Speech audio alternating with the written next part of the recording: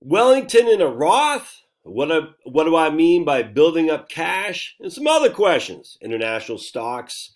And I'm getting over my cold, so hopefully my voice, while it sounds weird, and my breathing heavy, like a smoker. I just smoked 2 cartons of Cools.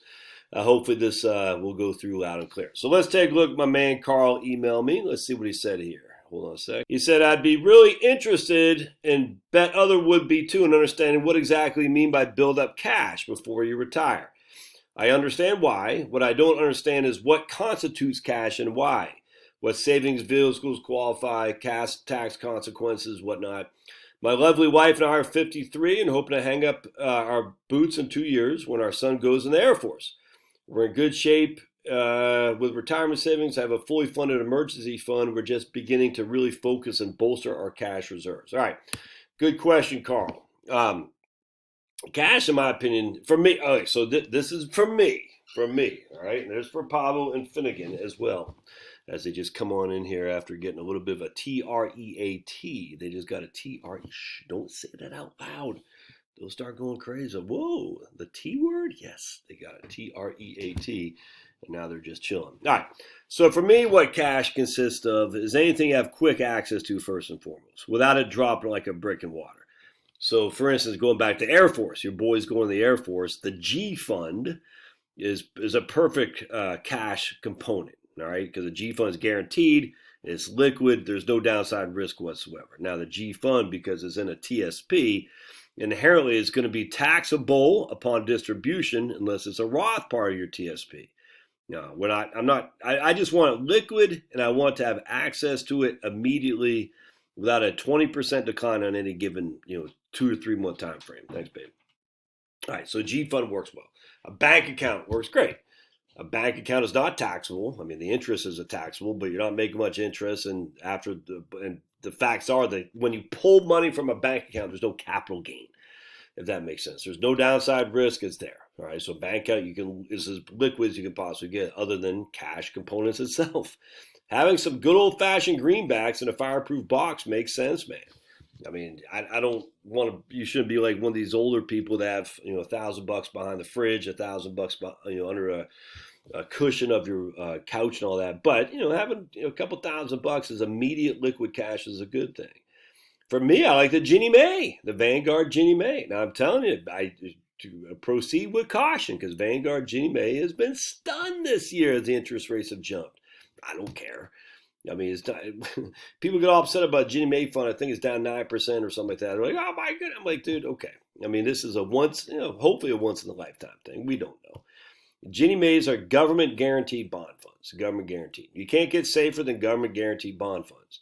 They're just like treasury bonds. They're guaranteed by the federal government for principal and interest payment. There's no risk there whatsoever. Now, on any given month, any given day, the Ginnie Mae fund could go down in value, just like a treasury bond fund. No, it's weird how many people don't get this. No one ever gripes about government bonds. They say, you can't lose value in government bonds. Well, you can lose value in the price. But no one gripes about that. For some reason, they have this thing to gripe about the Ginnie Mae. I don't understand. Any kind of security, be it government guaranteed or not, has a price that it trades at. That price can fluctuate between X and Y. It's just X, Y, and Z. It's just a fact, man. So if you have a government bond, it can still mess around in price declines, which is what's happened to Ginnie Mae. I don't care. I think a short-term decline in Ginnie Mae is well worth the long-term benefits of a higher interest rate. So that's what I look at. No, we're not doing that. I would look at, no. We're looking at stuff that's safe, stuff that's accessible, and the tax consequence, you're going to have to deal with that on your own. But stock shouldn't be in your cash account. The long-term bonds shouldn't really be in your cash account. But for me, it's going to be the G Fund, cash at your local bank, and or the Ginnie Mae fund. That's just for me. Yeah, hope that helps. All right, so my man, let's see what else we got here. So Alan writes in, he's 48 years old with $200,000 in a Roth, and he says, is Wellington too conservative for the Roth? Because he's only 48 and that the Wellington has so many bonds. And I just emailed him back, said, I'm 52, and Wellington's in my Roth. I got no qualm with that. I actually think bonds now have more upside than downside. Big time. So I got no qualm with that. Not whatsoever. Should you have Wellesley? No. Remember, stocks, they grow exponential is not the right word. They compound. Bonds don't compound. They just don't. Yeah, I guess you could make a theoretical case that bonds, I don't want to go there. Bonds are what you see is what you get. There's no other way around that. Stocks compound over time. Anyway, the point being is I think the bonds have some upside because the interest rates are higher, and I don't think this high inflation is going to keep unless it could keep if the idiots in the green, the Republicans who follow the green and the Democrats who follow the green, not dollars, but the green energy, if they don't get their freaking butts in gear, which I'm not holding my breath. But if they get their butts in gear, there's not going to be hyperinflation, not going to be big inflation. But I do think the interest rates will probably stay where they're at, which means you're getting a pretty good rate of return on bonds now relative to what it's been before, especially what I expect for stocks. I don't expect much for stocks, about 6 to 6.5. If we get 3% on bonds with less risk being volatility, I'm okay with that. So I actually have Wellington in my Roth, and I'm 52. So for this guy to have Wellington in his 48, I got no qualm with that. I just none whatsoever. I don't know what his other holdings are. I have no clue. But for me, it works like a charm. All right, let's keep going. All right, so Dougie B. Fresh writes in, he's paying Vanguard 30 basis points to manage his portfolio and to have a guy or lady he can talk to on occasion. They believe 40% of his stock component should be in international stocks. And Dougie B. Fresh says, oh, it seems high to me given the war in Ukraine and all this. Dude, all right. It's so frustrating. You can always find a reason not to like XYZ. The war in Ukraine, in fact, I'm going through deleting some old videos because I don't want to get banned off YouTube permanently. And I just recognize all the crap that we worried about, man. It'll be yesterday's news next year. This whole war in Ukraine thing, having an international stock. I don't have any international stocks, not because of the war in Ukraine, because the international economy freaking sucks, dude. And it's going to continue to suck. There's no other way around that. Europe's a basket case. Now, that doesn't mean there's no economy there, but it's USA or bust for me, man. I don't care about stupid war in Ukraine. I don't care about stupid China. I don't care about stupid Russia. I don't care about Venezuela. I don't care about any of that. I care about the US of A because we're the only game in town. So if you're going to have international stocks, I don't like international stocks, but if you're going to have it, and your concern is the war in Ukraine, stop, man. When I hear this, again, it goes back to the Dubai debt crisis back in 2010 or something like that. Everyone's like flipping out about the Dubai debt crisis. And I was like, what? I didn't even know what Dubai was. You didn't even know what it was until somehow in the media it's a Dubai debt crisis. Yeah, look, I'm not telling if you want to buy international stocks, by all means, but don't sit there and say, I don't want to buy international stocks because of war in Ukraine. That's freaking stupid, man. Don't do that. Why? You're breathing too much oxygen onto this. And why? Either buy the international stocks or don't. But not to know that Vanguard has been overly optimistic about international stocks. I mean, hell, we're talking at least 10 years now, if not 15. Yeah, if you're going to Vanguard, you're going to have international stocks. A hell of a lot more than, in my opinion, you should. But don't sit there and say, oh, well, the Ukraine war makes me think twice about this. Anyway, I got nothing to say. If you want international stocks, you're going to get them at Vanguard. 40% of their stocks are international. That's just a fact. They're not going to change. But don't sit there and say, I don't want international stocks because of the war in Ukraine.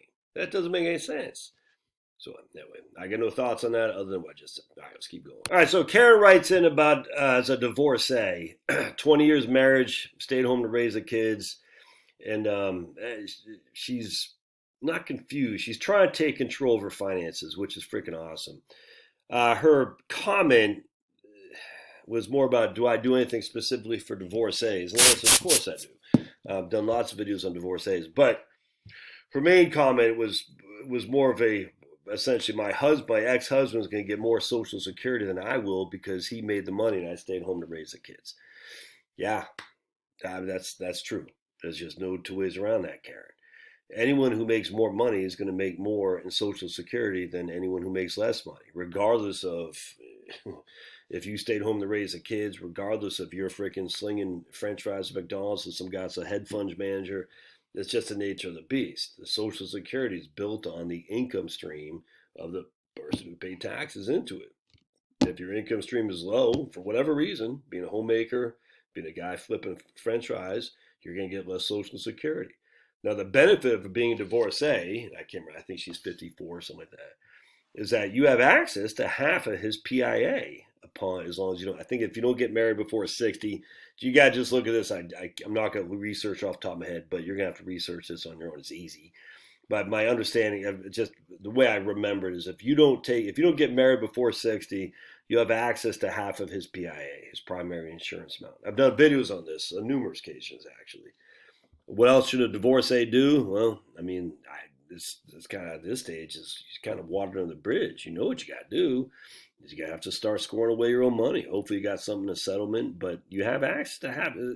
Her thing was more of like, it's not fair. He's going to get a higher Social Security benefit because he was able to make money while she was staying home. Well, but yet you're getting some of that too as an ex-spouse. You can. It's the symbol.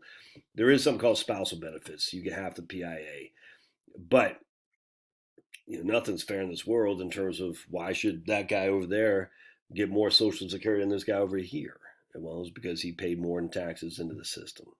It is what it is. In fact, if anything, if you look at Social Security, that guy over there says I'm getting less of my Social Security relative to how much I paid into it than this guy over here. So it's not fair, but there is important for a divorcee to understand when it comes to Social Security benefits. And if you're ignorant of that, that's on you, man. And I've had many cases where I've had women, in particular, not all women, but they got left high and dry from some guy who messed around with a younger lady, if that makes sense, if you know what I'm saying. And the woman stayed home to raise the kids, lived this nice lifestyle with a radiologist doctor. And now the radiologist doctor is tinkering with a young lady from the office. And next thing you know, the woman who is accustomed to his lifestyle basically is not living that lifestyle anymore. And she's taking it back. Well, I mean, I don't know what to tell you other than hopefully your divorce decree, you're able to get compensated, but you still have access to half his benefit. All right, so we're going to follow. The last question is going to be typical of liberals. This is typical of liberals. This guy wasn't as bad as I initially thought. I must have read this wrong the first time, but this guy, he got my email on the 3 books or my video that you need to read for retirement planning, and he said, "Can you give me?" He says he read the books, and he said, "Can you just, a sentence or two about what you found in those books that were so illuminating, as opposed to so I don't miss something." I didn't see that. He said he read it the first time around. The second time around, he said he did. This is what liberals like. I challenge whether this guy actually read those books, frankly. Now, he said he got it from his local library. All right, that's good. I mean, I think in some regard, if these are the profound books I say they are, and you trust me, you should go buy them. Make sure the author gets paid, man. I mean, come on. And have them for your freaking bookshelf right there. This whole idea, look, I like the libraries too. I use them all the time. For nonfiction stuff that I want to refer to on a regular basis, I'm buying the doggone thing, man. Because I want to take notes. I want to highlight it. You see what I'm saying? I want to come back to it time and time again. On a Kindle, you can't look. C.S. Lewis on a Kindle is not going to work. It's not going to work. My book on a Kindle, it's not going to work. That's like on a laptop. They have studies done time and again that says if you take notes in college class on a laptop, you don't get nearly the amount of knowledge than if you actually with a piece of paper in a hand and writing it down by hand. But liberals always want the quick and easy. Just tell me what you think. Tell me what to think. And I'm not saying this guy says that. Initially, I thought he did. He didn't say, tell me what to think. He said, I missed the point where he said he read the books. So I was like, oh boy, here is a liberal who doesn't read. He just wants to be told. I still wonder if he actually read the books, to be honest with you. Because he's like, can you tell me and just, real quick surmise what you gathered? Because I want to make sure I'm not missing anything. So, yeah, did you actually read the books? Because if you read the books, there's more than just 1 or 2 tidbits of wonderful information. Like going back to the, I don't have it here in front of me, The Contrarian Guide to Retirement Planning by Frederick Batisse. Batisse, I did not pronounce the last name. There's so much stuff in there, dudes, that to have 1 or 2 sentences. Liberals just want quick and easy. Oh, you're painting with a broad brush. Oh, okay, I get you. But you know it's true, liberals. Just tell me what to do, Fauci. Tell me what to do. I don't want to think. Just tell me. I just want to read the headline. I don't want to read the article. Do conservatives do this? Yes. As much as liberals? No. We all know this. Do Christians do this? Yes. As much as liberal, atheists, or secularists? No. We all know this. Have there been many a Christian, which is why the Christianity and the West is on the wane, who's actually taken knowledge of what the good book says? Of course not. And so this is why the liberalism is on the wane too, because the scientism and all these guys, we have all the answers, just trust us. And you ask a question like, well, we don't have, how dare you challenge the science? You know what I'm saying? It's the same thing with the Christianity. You ask a question about the Bible.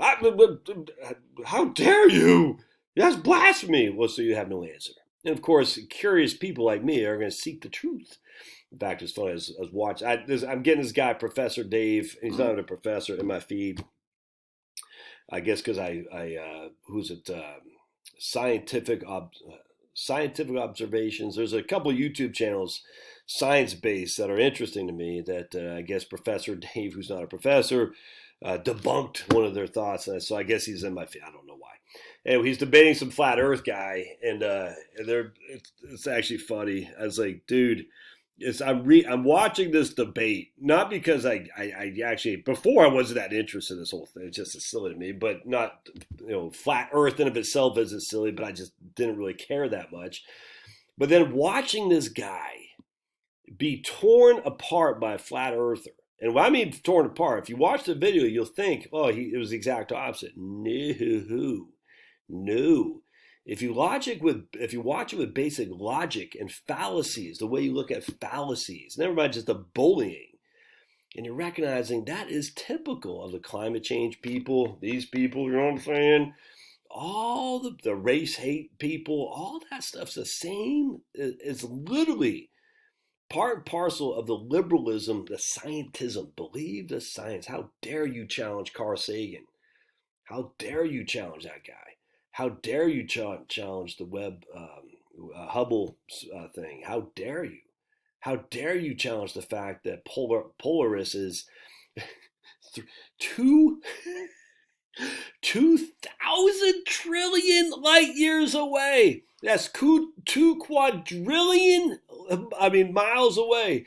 2,000 trillion miles, or 2 quadrillion miles away. How dare you challenge the idea that we're all in some kind of synchronicity, just spinning along this abundant thing called space via dark matter. And if you do, people come at you. It's just like this Professor Dave did against this flat Earth guy. It was funny, man. I'm watching this, and all these people are like, Professor Dave kills flat Earth guy. I'm like, I just know what I saw. I saw fallacy after fallacy after fallacy, just bullying, and it's funny because there's a thing in here too. Like there's some word that he uses, he completely doesn't know what he's talking about, but he thinks he does. This Professor Dave, and I forgot what the word is, but he's like, oh, do you know what, whatever it is? We'll just say standard deviation, and the flat Earth guy's like, he says what the definition of standard deviation is. And the Professor Dave says, "Oh, that's no." It's just like, but that what it was. It's funny, man. Anyway, that's a modern liberalism now. I don't want to think. I want you to tell me what to think in 2 sentences so I can own the right. You know what I'm saying? So it's like, oh, dark matter. We own the right now with dark matter because gravity. We've proven gravity. We've proven dark matter. No, you haven't. You haven't done that. Oh, but we have a 2 sentence come back, and that's it. Hey, just think, man. Read it yourself and think. Come on. Do it use this thing up here. This muffin. This melon. Use it. It's a wonderful tool to think. All right. Love your thoughts. Thanks again.